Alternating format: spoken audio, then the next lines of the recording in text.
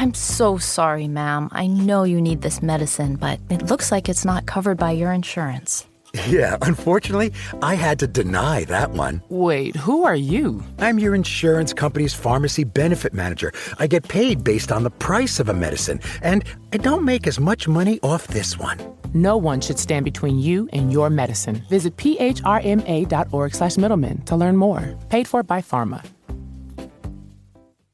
This is Optimal Work Daily, episode 1058. What are the pros and cons of job hopping? By Vicki Cook and Amy Blacklock of WomenWhoMoney.com. And I'm Dan. I am your narrator and host here, and welcome back to Optimal Work Daily, where I read to you every single day about work and entrepreneurship and related topics. So let's get right to it now, as we hear from Vicki and Amy, and optimize your life. What are the pros and cons of job hopping? By Vicki Cook and Amy Blacklock of WomenWhoMoney.com. With the job market on fire, many people are considering switching jobs. While there are plenty of advantages to making a move after some time in a position, you must do so with a plan. You've most likely heard the phrase job hopper. It's a term used to describe people who hop from job to job in relatively short time spans, never staying in a role long enough to settle in. Job hopping is often considered a negative trait that a potential employer may see as a red flag. If you've held several jobs over a short period, does this mean you're going to have a hard time finding employment? Not necessarily. People leave employment for various reasons, some more explainable than others. Often people quit their jobs early on because they realize there's little upward mobility. Others leave within a few short months because they're interested in more flexibility or they need to make more money. Should you change jobs again? When deciding to leave a job, especially if you have a job hopping history, you want to do so strategically so as to not affect your career path.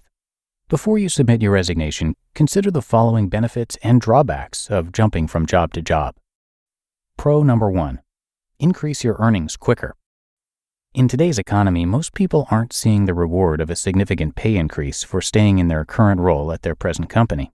The average company gives their employees 3% annual pay raises.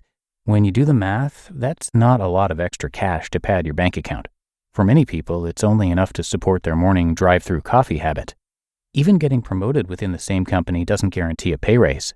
Often, employees discover that all they attain once they get the promotion is more responsibility without a decent bump in earnings. The better option for a salary increase is to look for a job at a different company in a higher level position.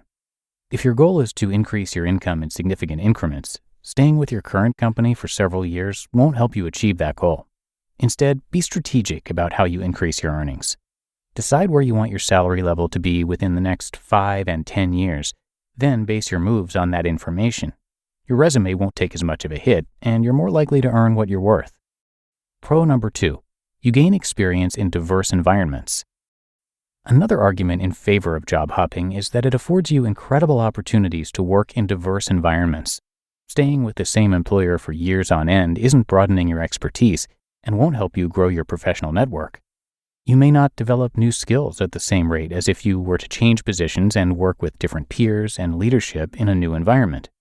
Being exposed to various workplace cultures can also help you decide what your ideal work situation is. However, you must plan your timeline carefully. To fully develop knowledge and broaden your skill set effectively, you need at least 6 months or even a year or 2 with an employer. Again, it's about being strategic and not moving from job to job without a clear sense of your end career goal. And pro number 3, you get out of your comfort zone. Abraham Maslow, an American psychologist, said it best when he stated, quote, "One can choose to go back toward safety or forward toward growth." End quote. When people stay in positions for job security, they may grow complacent. They're no longer challenged and lose the energy and excitement that often comes with a new opportunity. When taking personal time off or going on a relaxing vacation doesn't re-energize you, it's time to move on. Being around new colleagues and having a new boss is often the supreme remedy for improving your performance. Should you stay? With so many enticing reasons for job hopping, could there be reasons to stay? As with any decision, you must weigh the pros and the cons. And yes, there are drawbacks of bouncing from one job to the next. Let's look at a few of those drawbacks. Con number 1, employers see you as a risk. A lot goes into hiring a new employee well beyond the interview process and the initial acceptance. Employers invest time, energy, and money into the people they hire and train to work for their companies. No one wants to spend weeks onboarding a new employee only to have them quit after a few months. When a resume shows a colorful job history within a short duration, employers question the candidate's staying power.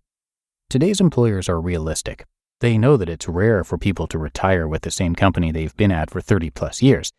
Yet, choppy work histories make employers nervous.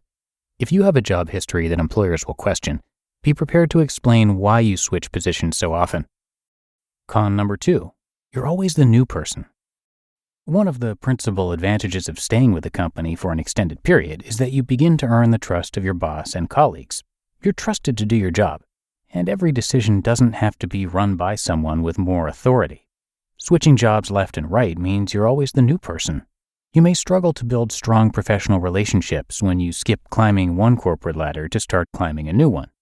It takes time to build a rapport with your superiors. Depending on the position, they won't always let you run with the ball right away. And con number 3, always playing catch-up with benefits. Most full-time positions offer benefit packages with health insurance, retirement matching, and sick or personal leave. A lot of job hoppers weigh the pros and cons based on salary and job responsibilities. What they tend to forget about is that changing employers means switching employee benefits. Do you want to change health plans or deal with rolling over your 401k contributions frequently? Sometimes the job change is worth this hassle. Other times, it isn't. When to hop over to a new position? The right time to initiate a job change depends on many factors. No one wants to be stuck in a position they hate or working in an environment that isn't supporting their career goals. Unfortunately, many people stick with positions and companies because they're afraid of what their resumes will look like to future hiring managers if they leave. The truth is, today's employers know that people eventually move on, especially young people just starting out in their careers. No one starts with the perfect job, but job hopping aimlessly won't help. A well-thought-out career plan is an intentional way to leave one job for another and another without appearing directionless and achieve the career gains you desire. You just listened to the post titled, "What are the pros and cons of job hopping?" by Vicki Cook and Amy Blacklock of WomenWhoMoney.com. I have good news for any of you successful business owners who are looking to streamline your workflow. Our sponsor, NetSuite by Oracle, just rolled out the best offer we've ever seen. NetSuite gives your business everything you need to reduce manual processes, boost efficiency, and increase productivity across every department. So I just love that you're not only getting visibility and control, but also the power that comes with having all your information in one place. And for the first time in NetSuite's 22 years as the #1 cloud financial system, you can defer payments of a full NetSuite implementation for 6 months. That's no payment and no interest for 6 months. It's time to join the more than 36,000 companies that have already upgraded to NetSuite. If you've been sizing NetSuite up to make the switch, then you know this deal is unprecedented. No interest, no payments. Take advantage of this special financing offer at netsuite.com/startup. netsuite.com/startup to get the visibility and control you need to weather any storm. netsuite.com/startup. I'm so sorry, ma'am. I know you need this medicine, but it looks like it's not covered by your insurance. Yeah, unfortunately, I had to deny that one. Wait, who are you? I'm your insurance company's pharmacy benefit manager. I get paid based on the price of a medicine, and I don't make as much money off this one.